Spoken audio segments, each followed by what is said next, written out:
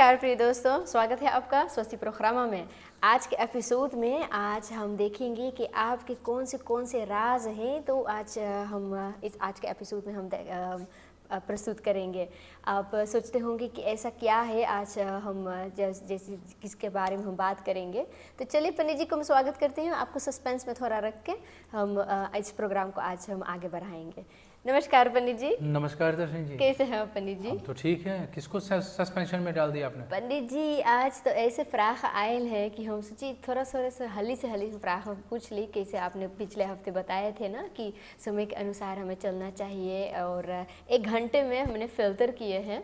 तो आज थोड़ा से एक एक्सपेरिमेंट हम करेंगे, देखते हैं कैसे होते हैं। और हमारे प्रिय दर्शकों ने हमारे साथ बहुत एक्सपेरिमेंट करते हैं पंडित जी। जो फ्राख उन्होंने भेजे हैं तो मुझे भी थोड़ा से फोर्स्टिकता है से एक्सपेरिमेंट करना चाहिए। अच्छा, जी क्या है परिस्थिति ऐसे पंडित जी कुछ फ्राख ऐसे आयल हैं कि लोग जानना चाहते हैं कि नारायण बलि के बारे में पंडित जी। तो ऐसे है कि नारायण बलि क्या होते हैं पंडित जी? देखो, नारायण बलि जो है कोई साधारण पूजा तो नहीं है। इसको श्राद्ध परिक्रिया में माने गए हैं, लेकिन यहाँ पर नारायण बलि श्राद्ध में संबंधित नहीं होता है। नारायण बलि में जो है भगवान विष्णु का ही पूजन होता है। उसमें एक सोने की मूर्ति भगवान विष्णु को बना करके या सोने के प्लेट पे जो है जितने भी बड़ा आपके खर्चे के हिसाब से देखा जाएगा, कितना आप उसको जो है आप सामर्थ्यवान कितने हैं, तो उस हिसाब से वहाँ पर एक घट को, एक कलसा को जो है स्थापना किया जाएगा, जिसमें भगवान विष्णु का उस रूप को, सोने की मूर्ति को जो है स्थापना किया जाता है। इसको नारायण बलि के रूप में नारायण देव के नाम से इसको स्थापित किया जाएगा। इसमें तीनों प्रक्रिया, मध्य षोडशी, उत्तम षोडशी, मलिन षोडशी आदि, ये सब षोडश क्रिया आए हैं। और उसके बाद पार्वण श्राद्ध की विधि से नारायण जी का पूजन होता है। फिर उनमें जो है जाकर के 5 प्रकार के सूक्तों का पाठ होता है। ब्रह्म सूक्त, रुद्र सूक्त, इंद्र सूक्त, यम सूक्त और प्रेत सूक्त। इन 5 सूक्तों का जो है पाठ होता है। 5 सूक्तों के पाठ करने के बाद जो है कुल में जो है जितने भी लोग हैं, यानी कि पिताजी से दादाजी, यानी कि आजा आजी, नानी नाना, काका काकी, चाची चाचा, मामा मामी, भाई बहन, बच्चे कितने हैं, हाँ। इन सब का नाम लिया जाता है। इतना ही नहीं, इसके बाहर भी होते हैं पंडित जी? इसके बाद और भी नाम होते हैं। जैसे कि ये हमारे दर्शकों को शायद अच्छा नहीं लगेगा, लेकिन अगर मान लिया जाए आपको बाहर में किसी और से कोई बच्चे हैं, तो उस व्यक्ति का जो है, उस स्त्री का जो है, उसकी भी नाम, उन गोपनीय बच्चों को जो आपने गुप्त रखे हैं, खहम में रखे हैं, उन बच्चों के नाम को भी आपको बोलना पड़ेगा।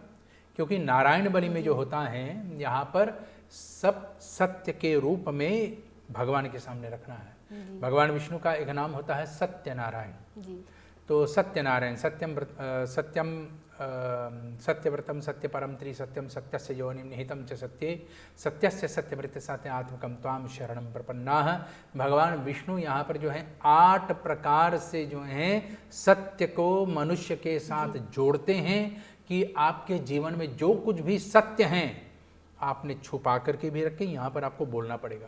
अगर पत्नी ने कभी किसी बच्चे का जो है गर्भपात भी की है, अबॉर्शन की है, तो उस बच्चे का जो है भले कि नाम ना हो, लेकिन कितने लोगों का उसने अबॉर्शन की है उस संख्या को बताना पड़ेगा। उतना उनका कितनी बार है ये बताना पड़ेगा। बच्चे जीवित रहे और जीने के बाद भी मर गए, उन बच्चों का नाम भी, बाहरी किसी भी पर पुरुष या पर स्त्री से जितने भी संतान हैं उनका भी नाम बोलना पड़ेगा। आपके पास पर स्त्रियां हैं तो पर स्त्रियों का नाम भी बोलना पड़ेगा। पर पुरुष हैं आपके पास तो पर पुरुषों का नाम भी बोलना पड़ेगा। इन सब के शुद्धि होने के बाद आपके घर में शांति आएगी, आपके घर में फिर स्थिरता होगी और देवी देवताओं का कृपा आशीर्वाद बनेगा। नारायण बलि जो है, अगर श्राद्ध में कोई रोका टोका आ गए, श्राद्ध में कोई कार्य बिगड़ गया है, ठीक से नहीं हुआ, तो नारायण बलि श्राद्ध में सुधार के लिए किया जाता है। जीवन में अगर नारायण बलि करना है तो अपने जीवन को सुधारने के लिए हम करते हैं।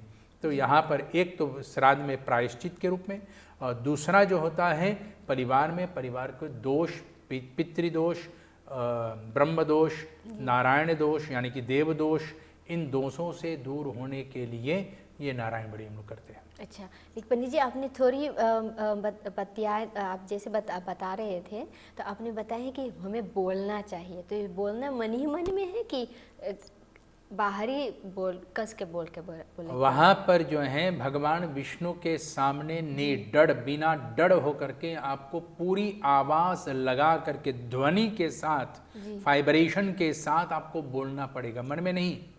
मन में बोलना नहीं, आपको वाइब्रेशन के साथ बोलना, क्योंकि यही ध्वनि आपकी शुद्धि में काम आती है। तो वहाँ पर शुद्धि रूपी यहाँ पर ये सब बोलना पड़ता है। और ले लीजिए कि किसी ने नहीं बताया तो उसका कुल का उद्धार नहीं होता, फिर ये नारायण बलि उनके लिए अभिशाप बन जाता है। अच्छा, तो अगर आपको नारायण बलि करना है तो आपको मन में ठान लेना है कि सारी की सारी सच्चाई सामने आएगा, और अगर एक भी बात आपने छुपा ली तो वही नारायण बलि आपके जो है पूरे कुल को जो है, पूरे परिवार को ध्वस्त नष्ट कर देगा जी। तो वहाँ पर जो काम बनना है वो और बिगड़ जाएगा। सोच समझ के हमें नारायण बलि करना चाहिए बिल्कुल। पंडित जी। अच्छा पंडित जी, तो ऐसे हम और आगे बढ़ते हुए कुछ और फ्राख आए हैं। पर आपके पास ये नारायण बलि का प्रश्न जो है लोगों ने डर करके भेजे हैं या किस परिस्थिति से भेजे हैं? पंडित जी मुझे पता नहीं, लेकिन मैंने डर से भी पूछे हैं, क्योंकि मैंने सुना बलि, तो मैंने देखा ये किसकी बलि, हाँ किसके सर का, मेरा सर नहीं कट जाएगा अभी ये बात पूछने से। तो मुझे पता नहीं था कि निडर होके ये प्रश्न मुझे पूछना पड़ेगा, लेकिन आपने जैसे बताया है तो आज के बाद नहीं डरूंगी पंडित जी। कहने का मतलब मेरा ये है, लोगों को ये जानना चाहिए कि सच्चाई का प्रमाण होता है, झूठ का कोई प्रमाण नहीं है। जी। The leugen kent geen bewijs, the waarheid heeft bewijs। जी। इसलिए नारायण बलि में केवल सत्य को ही सामने रखा जाता है, और जिसको आप सामने नहीं रखना चाहते हैं वो असत्य में आएगा, और नारायण बलि में वो हमारे ऊपर उल्टे शाप बन करके हमारे जीवन को ध्वस्त कर देगा, नष्ट कर देगा।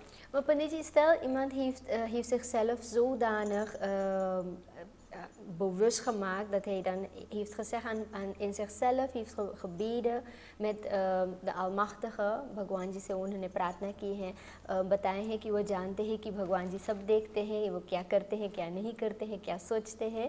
तो अगर वे नारायण बलि के समय वो आगे हैं और वो सोचते हैं मैंने तो भगवान जी से तो पहले बताए दिए थे, वो मैं तो जानता हूँ कि भगवान जी सब देखते हैं और वो सब जानते हैं, तो मुझे इस समय मुझे और कुछ सच्चाई नहीं है बताने के लिए. Kan die persoon dan om die redenen dan de waarheid dat hij dan eigenlijk toch niet wil zeggen met het denken dat ik toch al met भगवान जी daarover heb gesproken? बिल्कुल नहीं. नारायण बलि जब होता है तो वहाँ पर आपको बोलना ही पड़ेगा.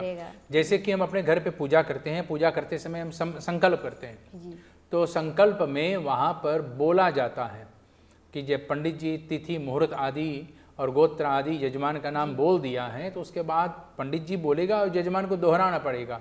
अद्यो अहम मम कुल परिवार कल्याण हेतु अप्राप्त लक्ष्मी प्राप्ति अंतरे प्राप्त लक्ष्मी चिरकाल प्राप्त अंतरे, ऐसे जो है दैही दैविक भौति त्रिविधता निवारणार्थे इत्यादि इन सब शब्दों को यजमान को भी बोलना चाहिए. वो दोहराएगा और तब जाकर के उसका सत्य जो है भगवान के सामने आता है और कहते हैं कि अद्यो अहम देव पूजनम यथा देव पूजनम अर्चनम वंदनम करिष्यामि, यानी कि मैं करता हूँ, तो वहाँ पर जल छोड़ देते हैं. अच्छा. Pandiet जी, u zei ook dat de Narayan Bali ook tijdens Pitrapaksh gedaan kan worden? Narayan बलि जो है पितृपक्ष में भी होते हैं, लेकिन केवल पितृपक्ष में नहीं, मुहूर्त को देख करके ध्यान में रख करके शुभ मुहूर्तों में इसका भी प्रयोग होता है, इसका भी कार्य चलता है. अच्छा. जैसे कि ज्येष्ठ महीना में जो इस समय जेठ महीना चलता है, इस जेठ महीना में जो है जाकर के लगभग मेरे ख्याल से 14 दिन पड़ता है शुभ नारायण बलि करने के लिए. तो ये 14 दिनों में नारायण बलि करने से परिवार का जो है परम उद्धार होता है. अच्छा. लेकिन वहाँ पर तो सच्चाई सामने आएगा, तो आपको निडर होकर के सत्य को बोलना पड़ेगा. अच्छा. पंडित जी, en is het ook zo कि अगर हमने इस बरिस में नारायण बलि हमने किए हैं, dat ik ook het eigenlijk traditioneel moet vasthouden om volgend jaar en de jaren daarop ook नहीं, rond बिल्कुल deze नहीं। periode te doen? ऐसा नहीं कि मैंने एक बार नारायण बलि की है तो मुझे अगले बार भी करना पड़ेगा। नारायण बलि देखो, हमारे यहाँ पर नारायण बलि का विधान बताए गए हैं 3 प्रक्रियाओं के साथ, जहाँ पर नारायण बलि, नाग बलि और देव बलि, इन तीनों के एक साथ में किया जाता है। नारायण बलि से जिस दिन हम लोग देव का स्थापना कर देते हैं तो वहाँ पर जो हैं, अगर प्रेत संबंधित कार्य हैं तो वहाँ पर सूतक आदि भी लगेगा 2 दिन का। फिर उसके तीसरे दिन पे जो है जल में स्नान, तीर्थ स्नान करने के बाद, शुद्धिकरण करने के बाद तो फिर मलिन षोडशी, उत्तम षोडशी, मध्य षोडशी और पार्वन श्राद्ध की विधि से जो नारायण बलि प्रक्रिया होता है उसको संपन्न करना पड़ता है।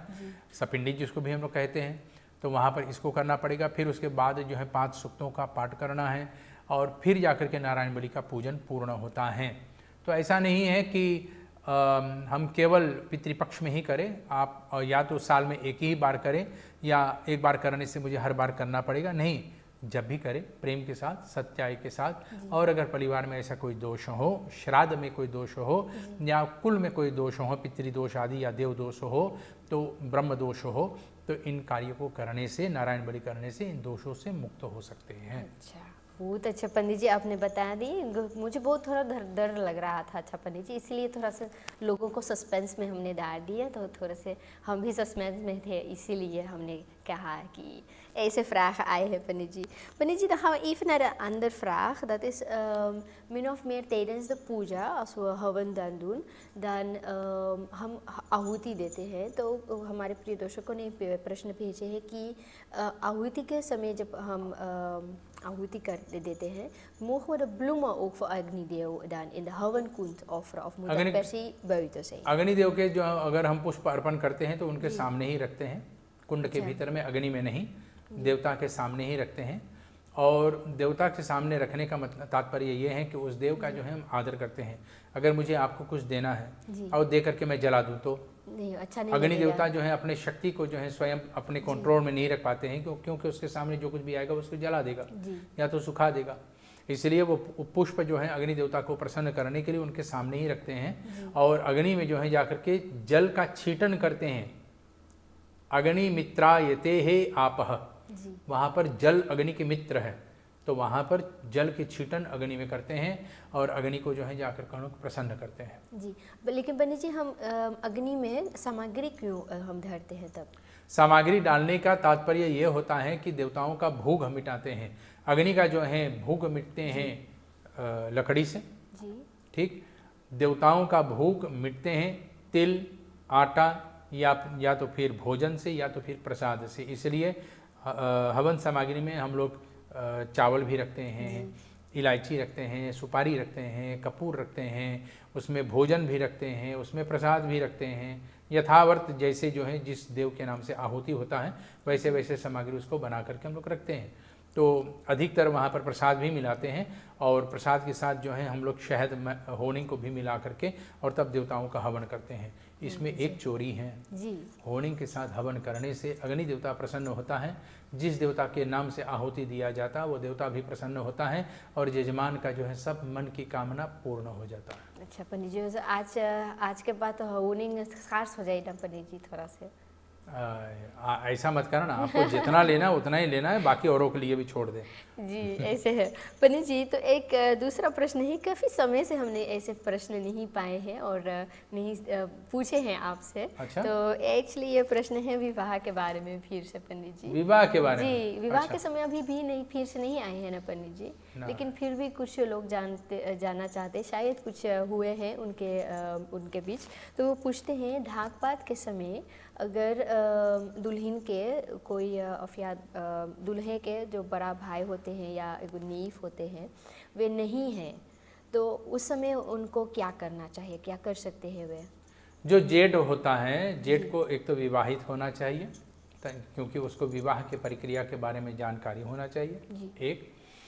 और अगर परिवार में कोई जेठ नहीं है तो वहाँ पर किसी को भी जेठ के रूप में जो है यानी कि बड़कू के रूप में नियुक्त कर देना चाहिए, लेकिन शर्त यह है कि विवाहित होना चाहिए। और जो जेठ होता है तो उसको जो है कहते हैं कि उसको दूल्हे को और दुल्हन के बारे में पूरा जानकारी होना चाहिए कि दोनों के जीवन कैसे चलेगा, किस तरह से चलेगा, क्योंकि दोनों के बीच में मतभेद जब होता है, बेनिफिशियल जो होता है, तो वहाँ पर जेठ ही संभालता है, वो मध्यस्थ बनता है, वो मीडिएटर इन दिस वे। तो वो मीडिएटर बनता है, मीडिएशन के कार्य वो करते हैं और इन दोनों की जो है सुधार वहाँ पर करते हैं। अगर उसके बावजूद भी वहाँ पर जेठ नहीं है, कोई नहीं बन पाया, तो जितना जनता है, जनता में से किसी एक को जो है नियुक्त कर लो, जो उस योग्य हैं, जो दूल्हा या दुल्हन को जो है ठीक से जानते हैं। वस्तुतः जेठ तो जो है दूल्हे की ही ओर से आएगा, तो दूल्हा को जो ठीक से जानता है और इन दोनों के बीच में मध्यस्थ जो बनना चाहेगा सच्चे ईमानदारी के साथ, तो उसको जो है वहाँ पर तैयार कर लो, वो बन जाएगा। अगर इसके बाद भी नहीं बना, नहीं मिला, तो वहाँ पर अपने पंडित जी से बात कर लो, क्योंकि पंडित जी आप तो पुरोहित हैं, लेकिन साथ साथ में अब मेरे जेठ का जो है कार्य भी करा दो। तो पंडित जी जो चाहे तो अपने नाव से भी बोल दें या स्वयं भी वहाँ पे जेठ के प्रक्रिया को कर सकता है। अच्छा पंडित जी, तो ऐसे भी होते हैं कि हम आपने जैसे बताते हैं कि het belangrijke eigenlijk een moment dat eigenlijk bij het huwelijk dan komt is kaniadaan. En er zijn in sommige families dan zo'n geval dat bijvoorbeeld een broer of een zus geen kinderen hebben और बड़ा भाई जो होते हैं या छोटा भाई जो होते हैं वो उन एक थोड़ा से लीफ करे खाद बोले कि हमारा बिटिया के या हमारा बेटवा के बियाह में kan jij dus dan kaniadaan dan doen. Is dat zo mogelijk, panditjes, terwijl de ouders aanwezig zijn, dus terwijl de ouders leven, dat zij dan eigenlijk de sanskar dat zij moeten doen, kaniadaan dat zij zouden moeten doen, dat eigenlijk geven aan een broertje of een broer van een ander die geen kinderen hebben? देखो, पहले बात हमारे मनुस्मृति में लिखा है, परिवारस्य एकम सदस्य पुत्रवान भवति सर्वे कुलेन पुत्रवान भवतः, कि अगर परिवार में कोई एक है जिसके पास संतान है और बाकी किसी के पास संतान नहीं, तो एक के पास संतान होने के कारण से सबके पास संतान है।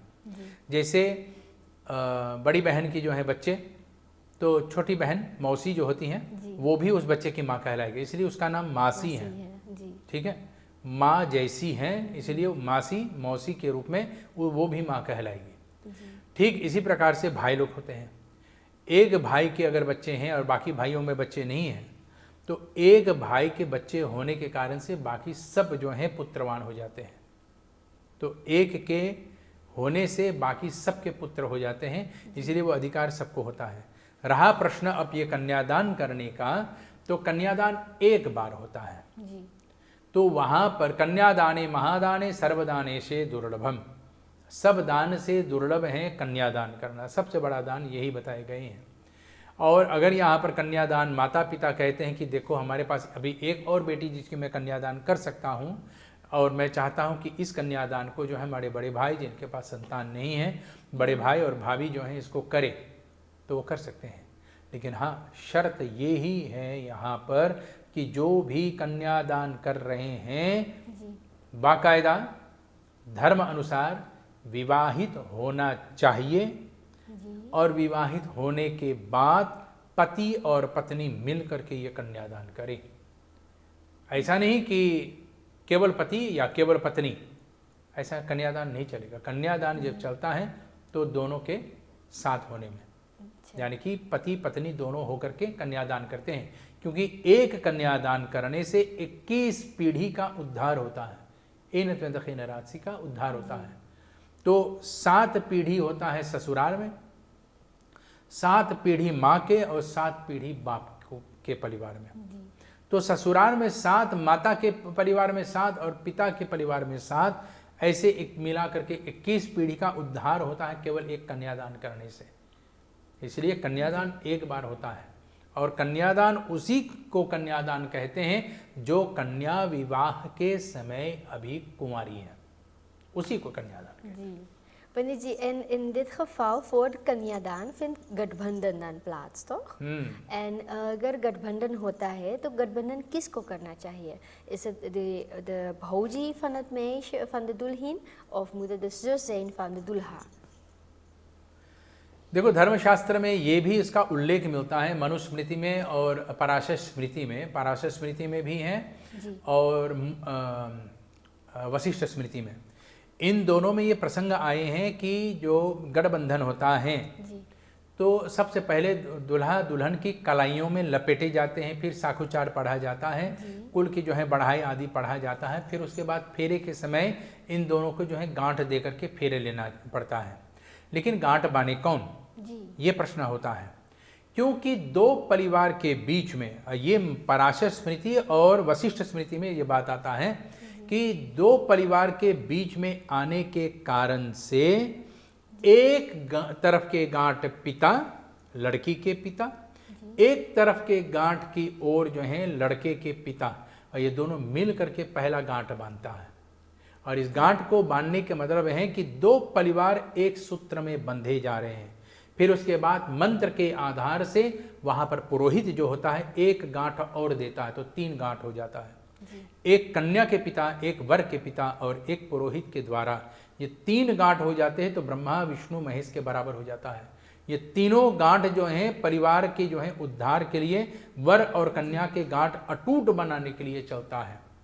लेकिन हाँ, यहाँ पर जो है पंडित जी ने गांठ बांध दिया और भाई दूल्हा दुल्हन के कपड़े में बांधो, तो दुल्हन जो भौजाई जो होता है, जो दुल्हन के साथ जो उसका भौजी बैठती हैं, वो भौजी के जो है कलाई में बांधती हैं या कपड़े में बांधती हैं, आंचल में, और जो बहनोई जो होता है तो वो दूल्हा के जो है कपड़े में बांधते हैं। लेकिन गांठ का जो है देने का विधान जो है, पहले कन्या के पिता फिर वर के पिता दोनों मिलकर के एक गांठ दे, और तीसरा गांठ में जो है पंडित इन दोनों को जोड़ देते हैं, तब जाकर के विवाह के गठबंधन तैयार होता है। बहुत अच्छे पंडित जी। En dan nog een vraag dat erbij is gekomen कि मामू, दुल्हन की मामू जो होते हैं, मामा माँ की भाई के, उनके रोल क्या होते हैं शादी विवाह में? विवाह में मामा का जो है जो प्रक्रिया है वो उसका जो है बड़ा ही महत्वपूर्ण जो है योगदान होता है जी। जैसे कि इमली घोटाई जो होता है, तो वहाँ पर आम के पत्ते के जो है 7 पत्तों के जो है वो काटते हैं, तो मामा के द्वारा ही, क्योंकि जीवन में कभी खट्टा कभी मीठा होता है, सभी आम मीठे तो नहीं होते, कुछ खट्टे होते हैं। तो यहाँ पर आम के पत्ते को वो अपने मुख में रखती हैं और माँ के हाथ में उगल करके फिर जो है जा करके धोई जाती है।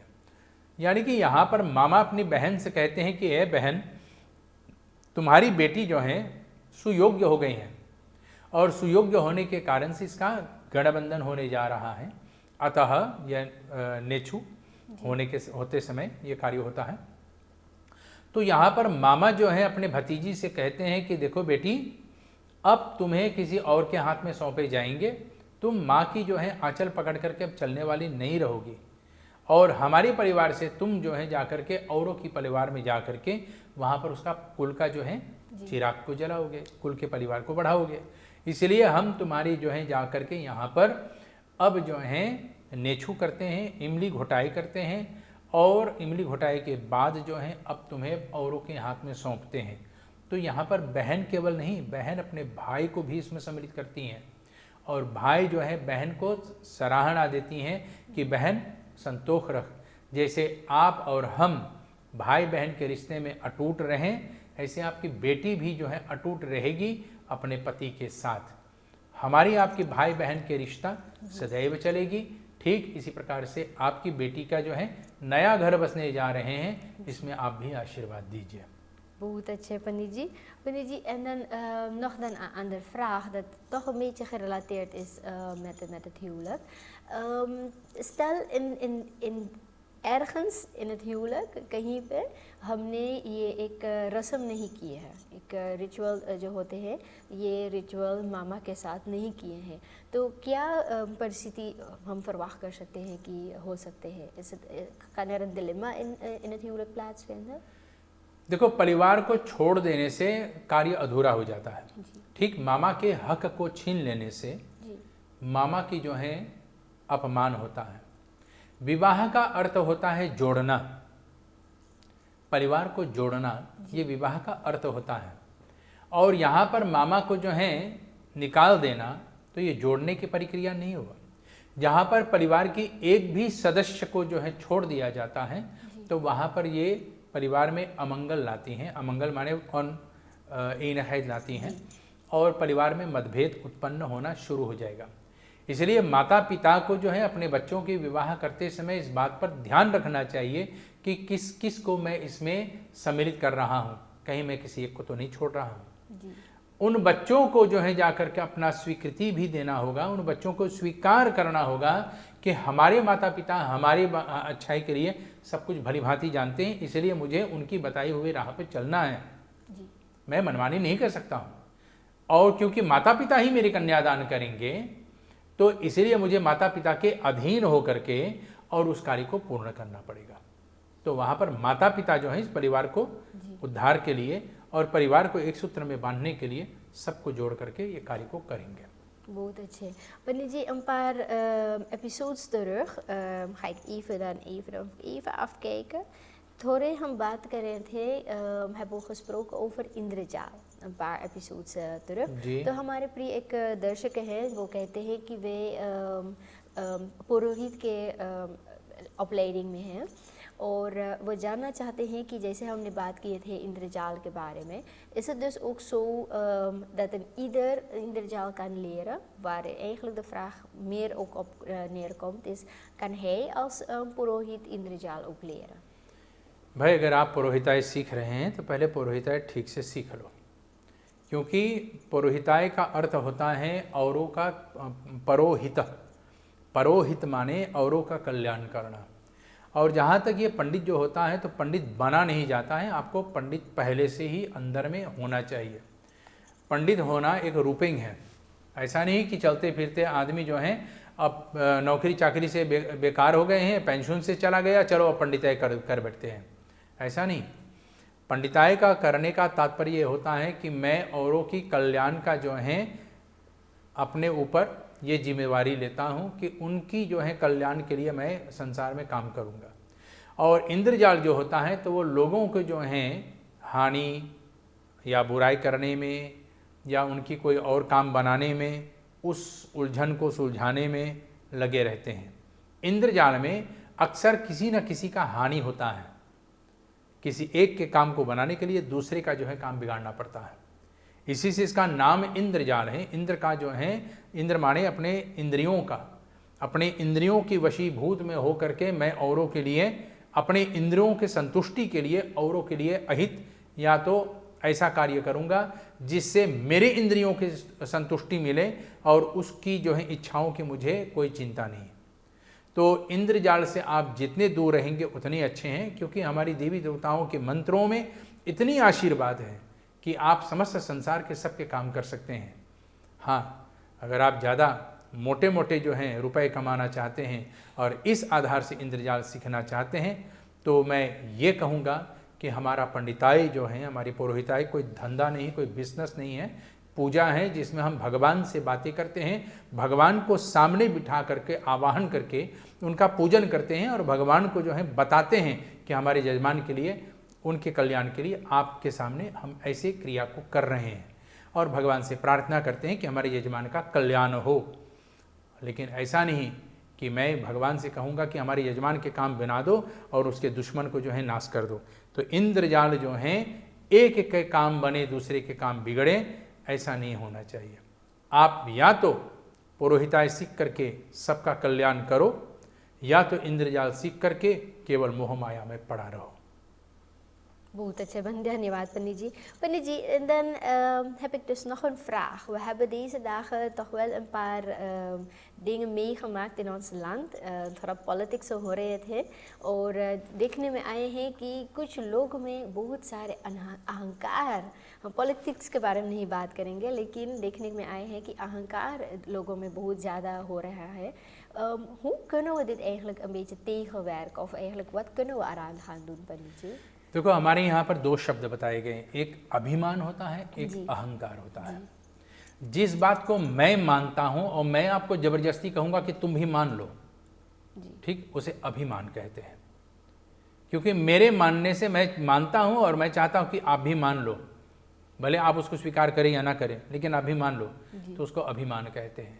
अहंकार माने कि मुझे पूर्ण विश्वास हो गया है और मुझे ये सत्ता मिल गया, मुझे ये गद्दी मिल गया, मेरा ये काम बन गया, मैं वहाँ तक पहुँच गया हूँ, मेरा कोई बाल बाका नहीं कर पाएगा, इसी को अहंकार कहते हैं। अभिमान और अहंकार अक्सर ये दो ऐसी परिस्थितियाँ हैं जो मनुष्य को बने हुए मार्ग से जाकर के एकदम नीचे गिरा देता है। इसलिए हम लोग कहते हैं भगवान के सामने जब भी प्रार्थना करते हैं तो कहते हैं कि प्रभु मैं आपके सामने झुक रहा हूँ आपको प्रणाम करने के लिए, वहाँ पर झुकते हैं जी।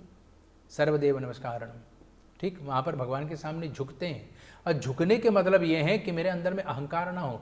ये सिर जो होता है, ये सिर हमारा आपका जो सिर जो होता है, ये भगवान के चरण में भगवान के सामने झुक जाता है, नीचे रख देना चाहिए। जो झुकता है वही सब कुछ पाता है और जो झुकता नहीं है वो टूट जाता है। इसलिए हमें अपने जीवन में ये प्रयास करना चाहिए कि अभिमान और अहंकार कभी ना हो, क्योंकि अभिमान और अहंकार वो पर्दा है जो हमें आगे देखने का जो है रास्ता रोक देते हैं। आगे देखने से हमें हमारी दृष्टि को रोक देते हैं, हम आगे तक सोचते नहीं, आगे विचार नहीं करते हैं। इसी प्रकार से भगवान के सामने जैसे हम लोग प्रार्थना करते हैं और प्रार्थना करते समय हम लोग भगवान के सामने झुकते हैं और कहते हैं कि प्रभु मैं अपना जो है सर्वस्व आपके शरण में रखता हूँ, यानी कि मैं निछावर करता हूँ अपने आप को। इसी प्रकार से हमें भगवान के सामने जो विश्वास है, हमें अपने आप पर भी विश्वास होना चाहिए, लेकिन यह विश्वास अहंकार में नहीं बदलना चाहिए। जब यह अहंकार बन जाएगा तब तक हमारा जो है सर्वनाश शुरू हो जाएगा। इसलिए नम्रता भावेनम कृतः कर्मणा जायते है कल्याण मार्गेन संप्रशस्यस, कि अगर हम कल्याण चाहते हैं तो अहंकार को छोड़ दो, अभिमान को छोड़ दो और सब कुछ जो है भगवान के ऊपर निछावर कर दो। आप केवल सत्यवादी बन करके सत्य प्रयास करके उस कार्य में लग जाओ। अच्छा पंडित जी, maar zoals u zegt, अहंकार नहीं करना चाहिए, लेकिन अगर हमने कुछ टास्क किए हैं और हमने वो अच्छे तरह से किए हैं ना, mogen we eigenlijk onszelf wel een compliment geven। तो अपने आप को हमें थैंक यू भी करना चाहिए, अपने आप को सेल्फ रिस्पेक्ट और सेल्फ वार्डेरिंग भी देना चाहिए। maar in welke mate is het dan om dan voor te komen dat ik die अहंकार dan niet gaat hebben, die hoogmoed niet? यहाँ पर आपने जो बात कही है, इस बात से मैं सहमत नहीं हूँ कि हमको अपने आप को थैंक यू बोलना चाहिए। नहीं ये करना चाहिए, अपने आप को नहीं, उस परमात्मा को थैंक यू बोलो, भगवान को बोलो, जी। क्योंकि ये शरीर के अंदर में, ये शरीर तो नासवान है, मिट जाएगा, यहीं पर रह जाएगा। शरीर के भीतर में जो रहता है वो आत्मा है, ठीक है। इसलिए भगवान कहते हैं कि मम एव अंश जीव लोक जीव भूत सनातन मनसष्ठानि इंद्रियाणि प्रकृति स्थानि न कर्षति। गीता में भगवान कृष्ण कहते हैं कि मैं ही अंश के रूप में अंदेल्फ में, मैं ही आपके अंदर में एक अपना ही टुकड़ा बन करके आत्मा के रूप में रहता हूँ। तो कहते हैं परमात्मा का जो पुत्र है, परमात्मा का जो संतान है वो आत्मा है, और आत्मा हम आप हैं। आत्मा जो है इस शरीर के भीतर में है, शरीर नहीं बोलता है, आत्मा बोलता है शरीर के सहारे से। जी। तो आत्मा जब बोलता है तो हमें आत्मा को थैंक यू बोलना चाहिए, अपने आप को नहीं। तो आत्मा कौन? परमात्मा है। तो हमें जो है थैंक यू अगर बोलना है, धन्यवाद करना है, आभार करना है, तो भगवान को करना है। अच्छा। क्योंकि उन्होंने ही शक्ति दी, उन्होंने हमें ये रास्ता दिखाई है। पंडित जी, तो लोग कैसे क्यों कहते हैं कि अगर दूसरे को आप चाहना चाहते हैं तो आपको अपने आप को पहले चाहना चाहिए? तो अपने आप को चाहने का मतलब ये है अपने आत्मा से प्रेम करो। अच्छा। जो लोग अपने आत्मा को, स्वयं को नहीं जान जाते हैं, वो तो अपने आईने के सामने खड़े होकर के अपने आप को निहारते रहेगा, हा क्या टुकड़ा है, चांद का टुकड़ा है, भगवान ने बनाया है। अरे भगवान धत, ये माटी का टुकड़े हैं और माटी से ही बने हैं और ये कर्म के आधार से है, अन्यथा कोई अपाहिज बन करके या अंधा बन करके पैदा नहीं होता। ये हमारे कर्म हैं और इसी कर्म के आधार से हमें ये शरीर प्राप्त होता है और इस शरीर से अच्छे कर्म करके अच्छे गति को हम लोग प्राप्त करते हैं। अच्छे गति को प्राप्त करके संसार की आशीर्वाद की प्राप्ति करता है और संसार के आशीर्वाद को प्राप्त करके प्रगति के मार्ग की ओर हम लोग चढ़ पड़ते हैं, बन चलते हैं।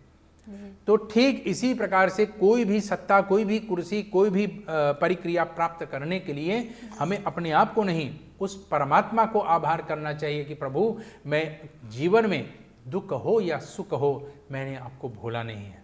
सुख में भी आपको याद करता हूँ, दुख में भी आपको याद करता हूँ। हर क्षण मुझे ये आशीर्वाद देना कि मैं आपको याद करूँ, क्योंकि मैं आपके बिना कुछ नहीं हूँ। जी, बहुत अच्छे पंडित जी। पंडित जी, ऐसे ही बात करते करते फिर से कुछ समय का पता नहीं चला है, लेकिन एक प्रश्न का भी अभी समय बाकी है। We hebben dus ook veel gesproken, Pandit ji, over het huwelijk. Maar dan, u weet, ik vraag altijd daarna dan ook उसके उल्टा में उल्टा आएगा। वाला भी पूछ एक बार है पंडित जी, हाँ। क्योंकि एक सिक्के तो दो पहलू होते हैं, लोग कहते हैं ना। तो हैप्पी वाले फ्राख होते हैं तो थोड़ा सैड वाले फ्राख भी होते हैं। तो ऐसे है कि अगर किसी का निधन हो गया है और उनका aanwezigheid हमें महसूस हो जाते हैं, maar घर में कुछ भी अच्छा niet होता है. Is het een teken dat de rituelen dat ze hebben gedaan bij de श्राद्धक्रिया mogelijk niet op de juiste manier is gedaan? Kunnen we zo een conclusie trekken, पंडित जी? यहाँ पर परिस्थितियाँ दो होती हैं जी, या तो प्राकृतिक रूप से उसका मृत्यु हुआ है जी। या तो उसका अकाल मृत्यु हुआ है। प्राकृतिक रूप में अगर मृत्यु किसी का हुआ है और उसके बाद भी परिवार में एक प्रकार के अशांति का अनुभव हो कि उसके जीवन में शांति नहीं है या एक प्रकार के घुटन अनुभव हो रहा है कि यहाँ पे कोई जीवात्मा है या कुछ ऐसा है जिससे हमारे कार्य में रुकावट आ रहा है, या हमको लगता है कि कोई है लेकिन दिखने में कोई नहीं आ रहा है, तो वहाँ पर हम मान सकते हैं कि वहाँ पर श्राद्ध क्रिया में थोड़ा कुछ त्रुटि रहा हुआ होगा। या तो फिर हमारा मन ठीक से नहीं लगा हो, या तो हमने सब पूरा जो हमको देना है नहीं दे पाए हैं, या तो वहाँ पर कुछ अधूरा रह गया है मंत्र आदि पंडित के द्वारा। तो एक ये होता है, और दूसरा ये है अकाल मृत्यु। अकाल मृत्यु में अगर किसी का प्राण जाता है तो वह व्यक्ति, उसकी आत्मा जो होता है वो सदैव भटकता ही रहता है, और जिस स्थान पर उसका प्राण निकले हैं उस स्थान पर वो बराबर आएगा, वहां पर वो बराबर आएगा। और यहाँ तक धर्मशास्त्र में ये भी लिखा है, अंत काले योमाम स्मरे नित्यम। जो अंतिम क्षण में, अंतिम समय पे, मरते समय आपने याद किया है, वही याद जो है उसी को पाने के लिए वहाँ पर आप बार बार आओगे और वहाँ पर आपको ये सब प्राप्त होता है। तो वह आत्मा, मान लिया जाए अकाल मृत्यु से गया है और मरते समय किसी को याद किया है, तो उस व्यक्ति के प्रति वहाँ पर वो आता जाता रहेगा, या तो वहाँ पर वो टिका रहेगा, वहाँ से विदा नहीं हो पाएगा, या तो वहाँ से वो अपने आप को अलग नहीं कर पाता है, या तो इस प्रकार से अधूरेपन की बंधन में बंध जाता है जिससे उसे आगे के रास्ता प्राप्त नहीं होता है। जी, पंडित जी, kan het ook dan zo zijn कि जोन तरीके से वो व्यक्ति जिसका निधन हुआ है वो रहते थे और वो जैसे बात करते थे और अपने लोगों से रहते थे, उनके निधन के बाद उनकी शायद एक परिवार में दूसरा परिवार के सदस्य उनकी ही तरह से बिहेव करने लगते हैं। तो क्या ये कुछ कनेक्शन हो सकते हैं पंडित जी कि उनका जैसे आप बताते हैं कि अकाल मृत्यु के समय उनका निधन हुआ है और dat eigenlijk de persoon dan op die manier dan aantrekt en hetzelfde begint te gaan। यहाँ पर घटनाएं अधिक होती हैं।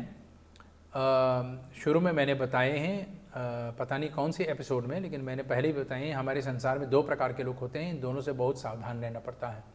एक जो वास्तव में पागल है, उसे डरने की कोई आवश्यकता नहीं, और एक जो पागल होने का नाटक कर रहे हैं। तो आजकल दिखावा बहुत है कि हमारे ऊपर ये आ रहा है, वो आ रहा है, भगवान आ रहा है, भूत प्रेत हमारे ऊपर आ रहा है, मैं आपको ये कर दूंगा, वे कर दूंगा। ऐसे बहुत सारे लोग हैं, तो इन लोगों से बच कर रहना है।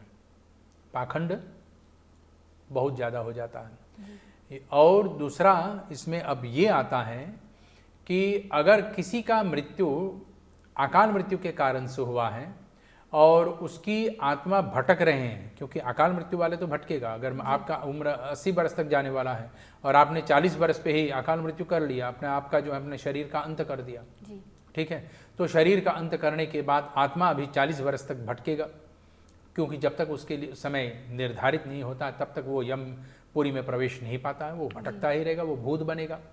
तो इन 40 वर्षों में जहाँ जहाँ पर वो भटकेगा, अधूरापन, क्रोध कारण या मोह के कारण या प्रपंच के कारण से, तो उस व्यक्ति को जो है हानि पहुंचाने का प्रयास करेगा। कभी कभी प्रेत आत्मा किसी के शरीर में भी प्रवेश कर जाते हैं। तो ऐसे परिस्थितियों में तो हमारे कितने ऐसे दर्शक हैं जो मांजुलिका बन करके बैठी हुई हैं जी ना, आपको हंसाने के लिए बोल रहे हैं, लेकिन ऐसे ऐसे परिस्थितियां हो जाती हैं कि आत्मा किसी के शरीर में प्रवेश कर जाती हैं, और ख़ास करके बच्चों के शरीर में, क्योंकि बच्चों को इसलिए हम कितने सारे ऐसे लोग होते हैं कि बच्चों को छोटी ही पे बाल्यावस्था में ताबीज़ लगा देते हैं कि इनको प्रेत बाधा से बचाए रखें। ठीक इसी प्रकार से वह जीवात्मा अगर अकाल मृत्यु के कारण से भटक रहा है और किसी के शरीर में प्रवेश कर सकें तो किसी को कष्ट न पहुंचावे, इसीलिए हम वहाँ पर प्रयास करते हैं कि उनकी सब विधानों को जो है अच्छी तरह से संपन्न करने के लिए। तो जो विधि हैं उस विधि के अनुसार उस क्रम को करते हैं, उस क्रिया को करते हैं जिससे परिवार में शांति बना रहे। फिर भी अगर वो भूत बन करके भटकें और अभी भी परिवार के पास आए तो इसके शुद्धिकरण हमारे घर में तभी हो पाएगा जब नैतिक हम अपने घर में पूजा करें। नैतिक मतलब रोज करें, प्रतिदिन। हम लोग क्या करते हैं, वन डे हम लोग हिंदू रहते हैं, बाकी के डे हम लोग कुछ और रहते हैं। तो सप्ताह में एक दिन भगवान का पूजन नहीं करना चाहिए। अरे कितना समय लगेगा, भगवान के पास जाइए, एक चिराग जलाइए, एक दिया जलाइए, अगर धूप जलाइए, भगवान के सामने हाथ जोड़ करके नमस्कार कीजिए, प्रार्थना कीजिए, एक फूल रख दो बस, और कुछ केले हैं, कुछ फल हैं, भगवान के सामने रख दो। जैसे आप दिन भर में भोजन करते हैं ना, ये 4 चीज़ आपको देना है। धूप जलाइए, दीप जलाइए, भगवान के सामने फूल रखिए, अपने आप को झुका दीजिए। फूल नहीं है कोई बात नहीं है, अपने आप को झुका दो, भगवान को प्रसन्न कर लो, और कुछ फल रख दो, भगवान का पेट भर दो। अगर हम दैनिक क्रिया करते हैं तो हमें भूत प्रेत से कोई बाधा नहीं हो सकता है।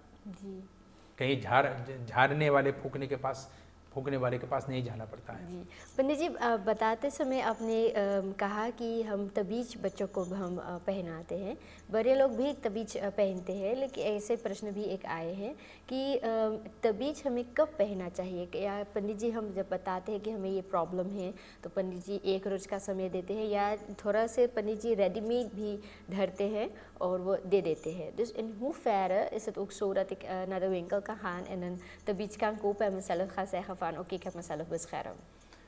ताबीज़ जो होते हैं इसको हम यंत्र कहते हैं। जी। इस यंत्र को धारण करने में जो है कई विधियां हैं। ऐसा नहीं कि एक ताबीज़ जो होता है रेडीमेड होता है, कभी नहीं। जी।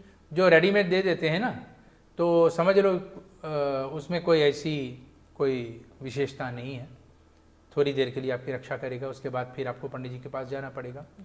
लेकिन एक यंत्र जो होता है तो बाकायदा उसमें देवी देवताओं का आवाहन होता है, पूजन होता है, स्थापना होता है, अर्चन होता है, बंधन होता है।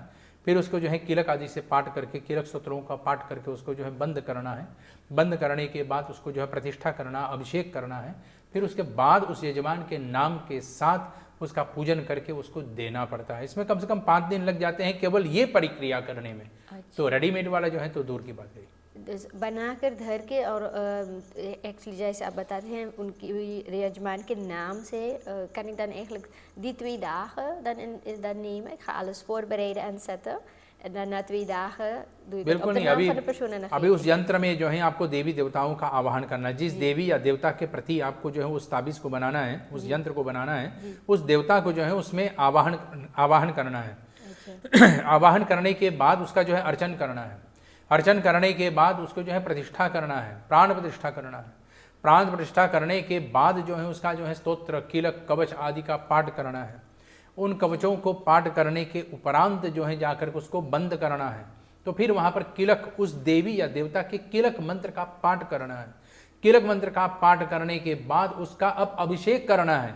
अभिषेक करने के बाद उसका जो है जा करके यजमान का नाम उच्चारण करके फिर अमुक यजमान को दे देना है, तब जाकर के पूर्ण होता है। इसमें कम से कम 5 दिन जाएगा, 2 दिन नहीं जाएगा। अच्छा, बहुत अच्छे पंडित जी। पंडित जी मैंने कहा था कि 1 फ्राक है, 1 फ्राक के हम फिर से 5 फ्राक ले ली है। मुझे माफ़ कर दीजिएगा, लेकिन आज के इस समय पे ये वह समय हो गया है कि आज के एपिसोड को हमें यहीं पे आराम देना पड़ेगा।